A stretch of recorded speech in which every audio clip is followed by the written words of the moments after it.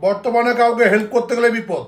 অন্তত টাকা দিয়ে হেল্প করবেন না, কারণ একবার টাকা দিলে আপনি আর ফিরে পাবেন না।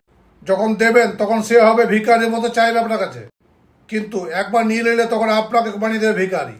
আপনি ভিখারির মতো চাইবেন ভিক্ষা, আর সে বলবে পালিয়ে যাচ্ছি নাকি, দেবো না নাকি, ঠিক এই ধরনের কথা। তবে চলুন কীভাবে টাকা পাবেন তার একটা উপায় বলছি। তবে এই ধরনের ভিডিও পেতে আমাকে ফলো করে নেবেন, আর ভিডিওটি বেশি বেশি করে শেয়ার করবেন।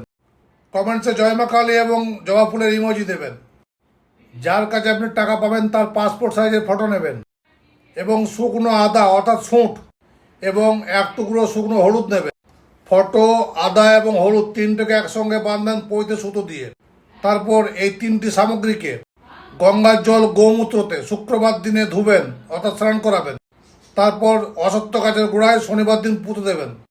অসত্য গাছকে হাত জোড় করে বলবেন টাকা পাওয়ানোর কথা, দেখবেন কয়েকদিনের মধ্যে পেয়ে